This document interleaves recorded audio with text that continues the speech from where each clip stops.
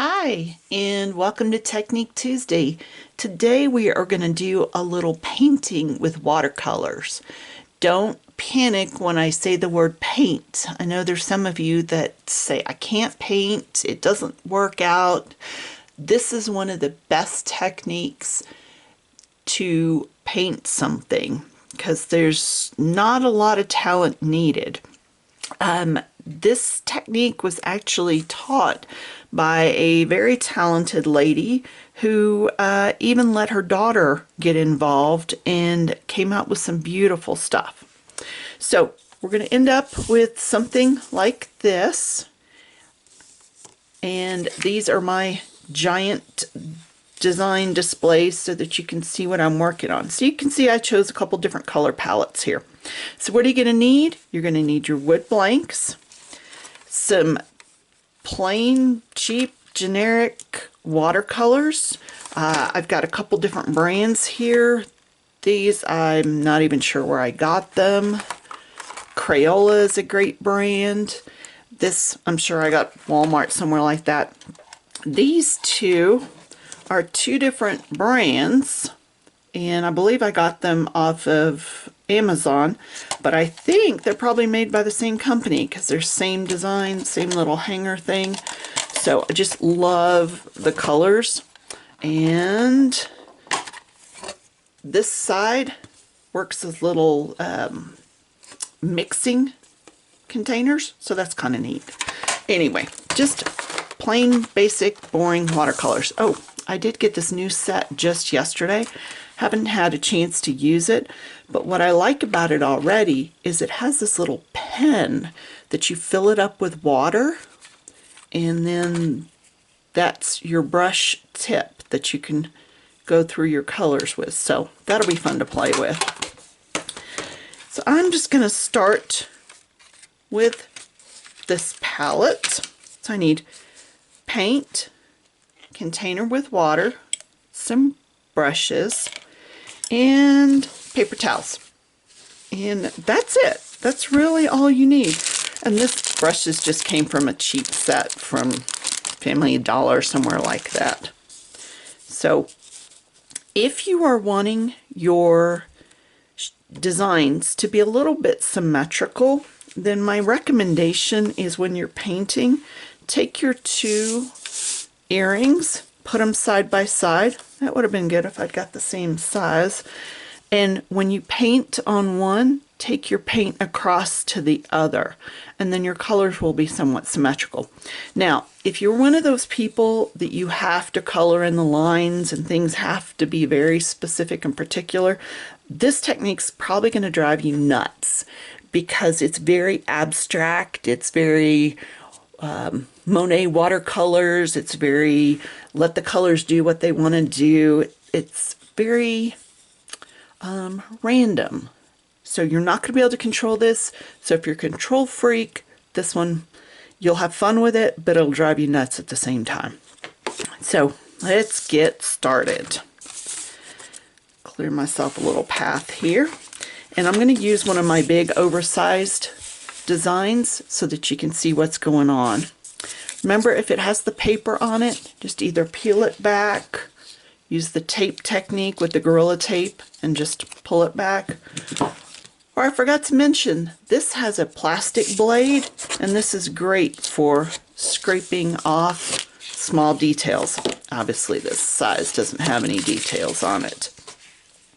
I also have these little cheap palettes that I picked up at the dollar store. I'm not going to use those today, but if you want to mix colors, that's also a great way to do it.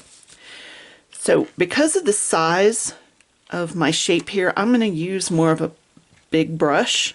Smaller ones, you might want to use a little bit smaller brush. Actually, I'm probably going to end up using both.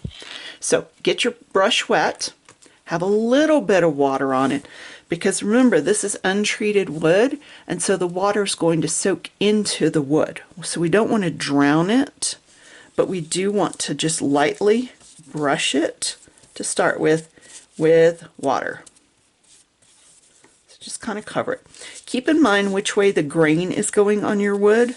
This one, the grain is going left to right, so I'm generally going to run my brush left to right, right to left, whichever way you want to go. If your grain were going up and down, then you would want to run your brush strokes up and down.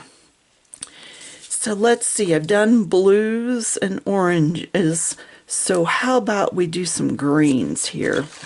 And I am going to cheat and grab this other paint set because I just love the colors. There's so many in there.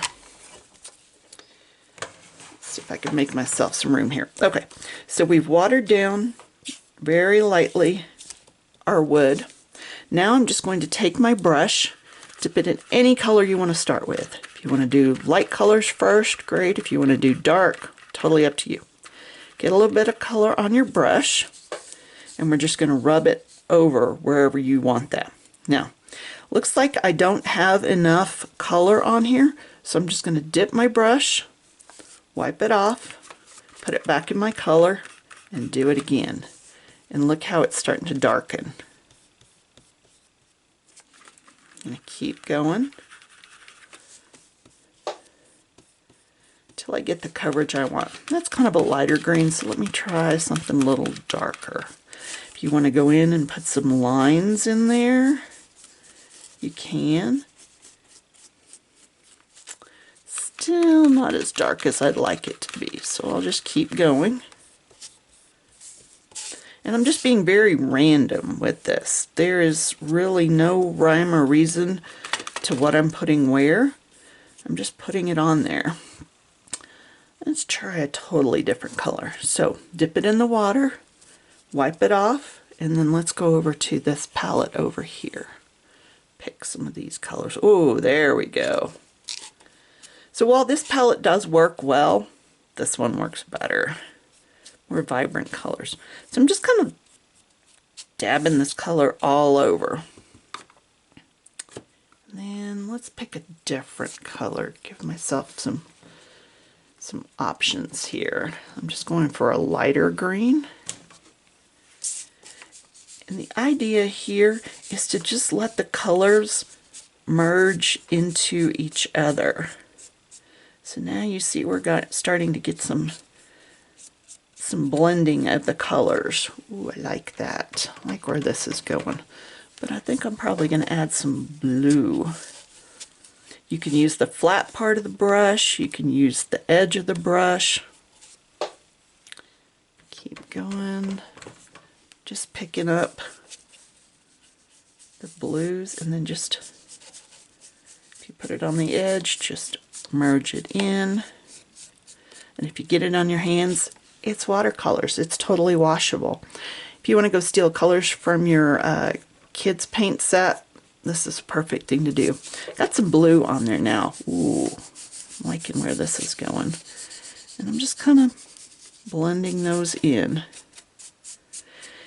Now when you get done and it's dry, if you don't like this, just take some sandpaper and sand it down and do it again.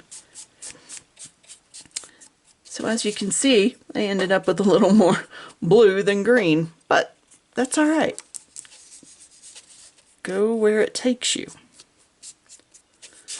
Now we're going to let that dry. If you're satisfied with how that looks, let that dry. And that's how we ended up with this and this. And then I went and painted the actual earring size. These have dried overnight. And so like I said, if you're going to do something smaller, I'd suggest a smaller brush. So any of these designs, see, this one would look great with some reds and oranges in the middle. Wet it down. Well, let's pick this orange.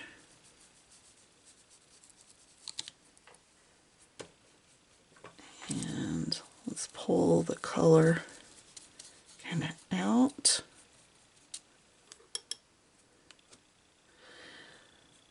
Some days I feel like I'm channeling my inner Bob Ross, where you just take this color and make it a tree. That was one talented individual.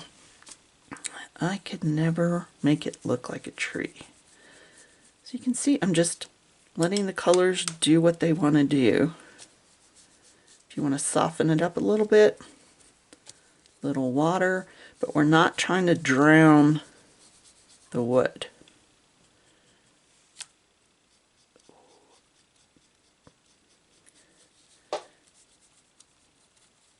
All right, I'd go back and do the edge. Now, once it's dry, you are going to want to seal this. I use, if you ever hear about triple thick, this is it. This is Krylon triple thick. It's a clear glaze. It doesn't yellow your items. Take it, shake the can, take it outside, do a few light sprays, and let your item fully dry. You can go back and do the back side once it's dry as well. And you could do this the same way if you wanted to do a pattern. Or if you want to just do it a solid color, do a solid color. Hope that gives you some great ideas, and enjoy your day.